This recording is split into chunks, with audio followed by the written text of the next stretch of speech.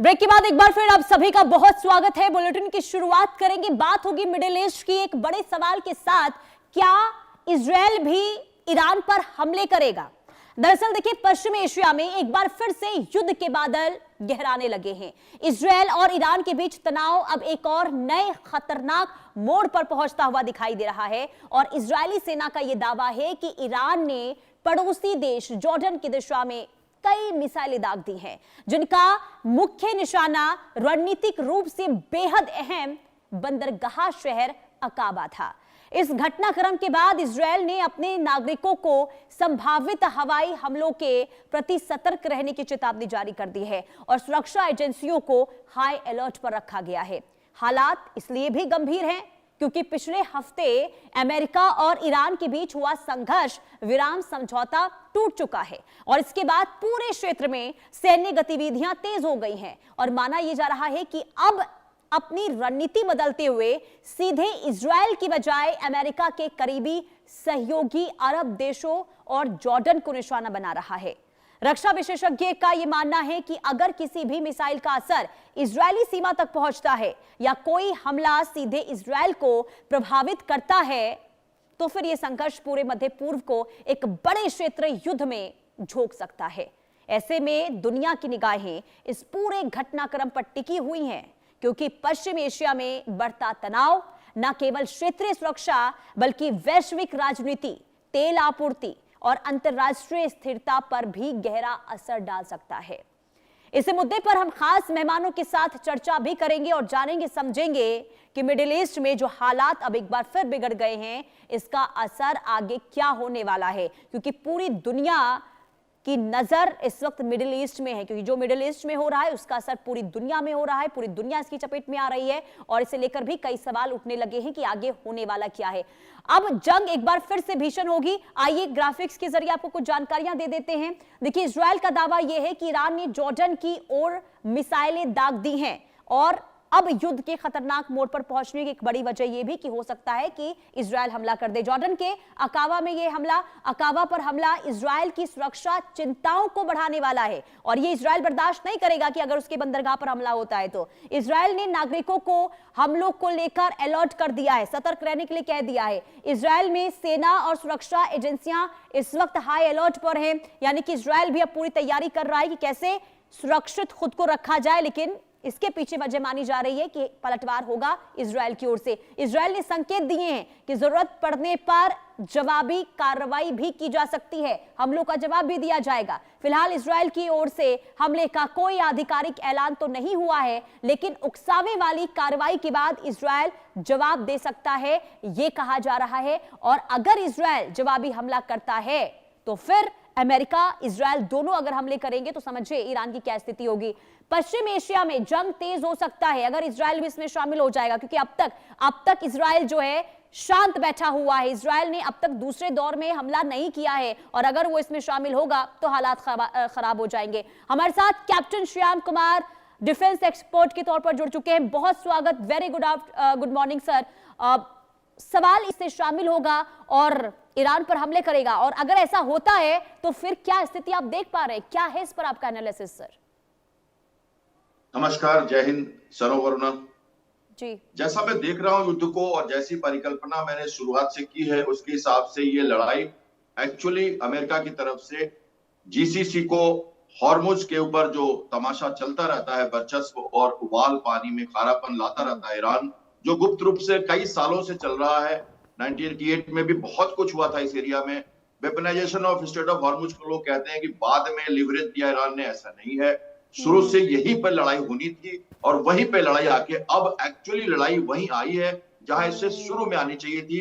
लोगों को समझ में, दर्शकों को भी कई बार ये कंफ्यूजन रहा कि ईरान को मारा जा रहा है, लैंडबोर्ड अटैक्स किए जा रहे हैं। वो इसका प्रिल्यूड था, स्टेज 1 था, जहां प्रेशर डाल के infrastructure facilities, command control structure, regime के स्ट्रक्चर्स को, कम्युनिकेशन सेंटर्स को, लोगों के मनोबल को तोड़ना था, मिलिट्री कैपेबिलिटी को कम करना था ताकि हॉर्मुज पे उसकी जो एक्चुअल पकड़ है वो कम हो।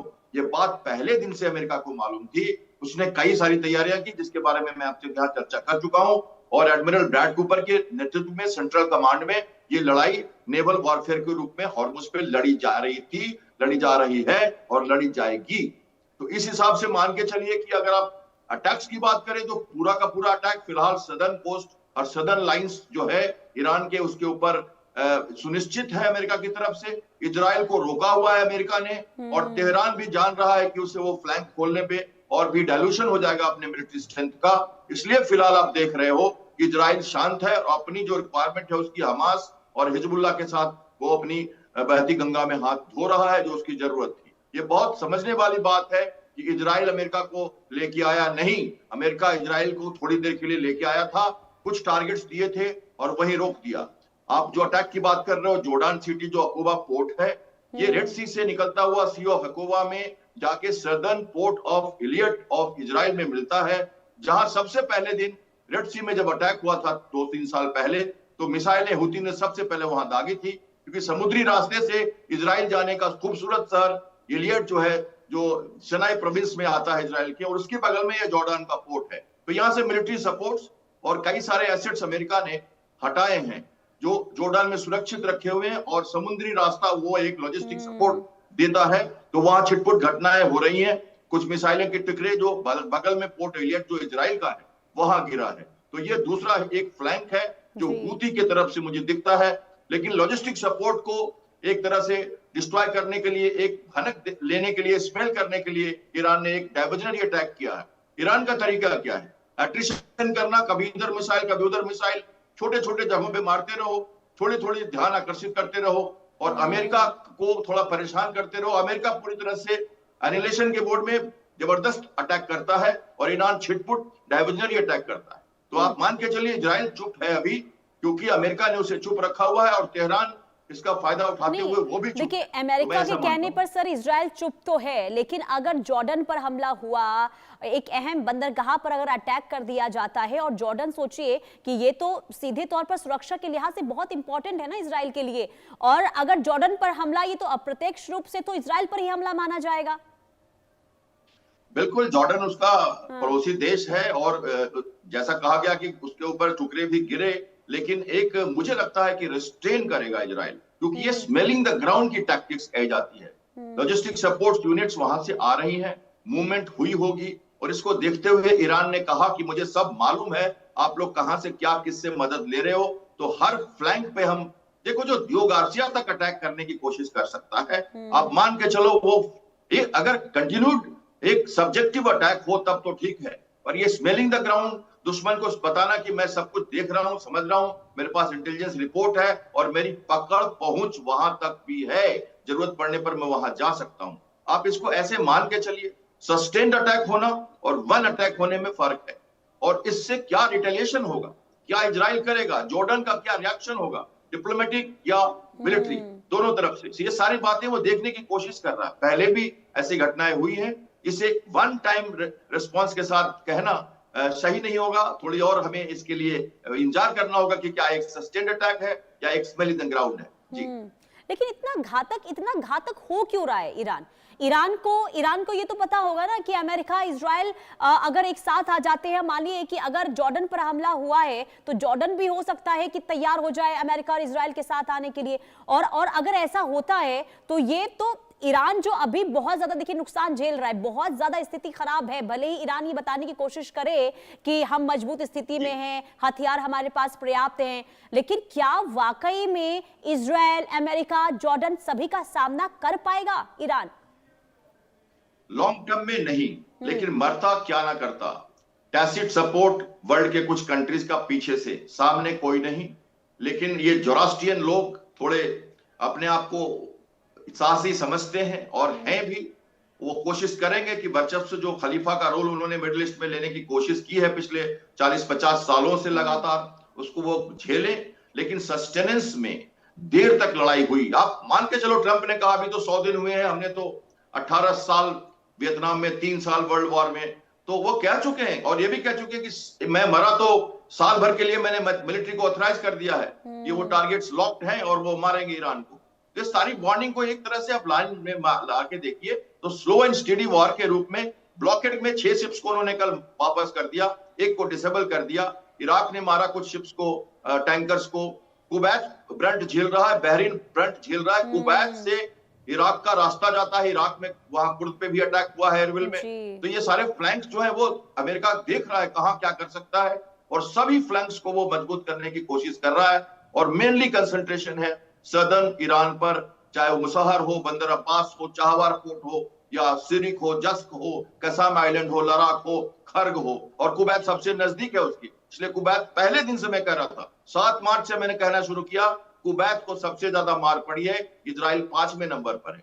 तब बहुत कम टेकर थे इन बातों के। शुरू से अमेरिका इसी हिसाब से लड़ता रहा, जहां पर उसे लग रहा है कि वो एनिलेट कर सकता है और हॉर्मुज की जो मैरीटाइम कैपेबिलिटी स्ट्राइक करने की ईरान की है उसको कम कर सकता है, उसी पे एम है। सेंट्रल कमांड ने ये बहुत अच्छी तरह से कहा भी है अपने रिपोर्ट में कि हमारा मेन स्ट्राइक उनकी मिलिट्री कैपेबिलिटी को नष्ट करना है जो शिपिंग रूट को प्रभावित कर रहे हैं। तो ये वर्ल्ड के लिए उसका नैरेटिव है, और इस नैरेटिव से वहां वो खड़ा है, लंबी लड़ाई के लिए रुका हुआ है। ईरान कोशिश करेगा रोकने का, लेकिन उसके ऑयल फ्लो रुके हुए हैं, सब कुछ बंद है, इकोनॉमी बिल्कुल क्रंच पर है, लोग हतोत्साहित हैं। एक सहमा विस्मित ईरान कल को अपने लोगों को क्या जवाब देगा, शायद इसकी परिकल्पना ईरान को ही करनी है। और जितनी जल्दी ईरान इससे समझ ले, इराकी लोग भी अब मेडिएशन के लिए आ रहे हैं, वहां के ईरान समझेगा कैसे? फिलहाल तो यही समझ नहीं आ रहा है कि ईरान का नेतृत्व कर कौन रहा है। ये जो हमले हो रहे हैं सर, ये ऐसा लग रहा है कि बिना सोचे, बिना समझे, बिना किसी रणनीति के अब हमले शुरू कर दिए गए हैं। अगर अमेरिका हमला कर रहा है तो उसकी पलटवार में खाड़ी देशों पर हमले शुरू कर दिए गए। तो क्या वाकई में आपको लग रहा है किसी रणनीति के साथ, किसी प्लानिंग के साथ हमले दिखाई दे रहे हैं? क्योंकि कौन नेतृत्व कर रहा है कुछ पता नहीं है। IRGC लगातार देखिए घातक होता हुआ इस वक्त नजर आ रहा है। इसी का नतीजा ये है कि ईरान को नुकसान भी पहुंच रहा है सर। यस, या हम सब जानते हैं कि मोज़ैक डिप्लोमेसी में, मोज़ैक रणनीति के तहत वहां पे डिस्ट्रिक्ट्स में जो IRGC के सेंटर है उनको छूट दी गई है कि अपने हिसाब से लड़ें, और सेंट्रल लीडरशिप की कमी वहां जरूर है, रिफ्ट भी है IRGC एंड पॉलिटिकल लीडरशिप में, ये सब है। इसके बावजूद ईरान ने ये सोच लिया है कि हम छिटपुट अटैक करके इस वार को लंबा खींच के लीवरेज लेके हॉर्मुज पे ऑयल के प्राइसेस को जब बढ़ाएंगे तो वर्ल्ड के लोग डिप्लोमेटिकली शायद हमें सपोर्ट करके और अमेरिका को कहेंगे पीछे हट जाओ।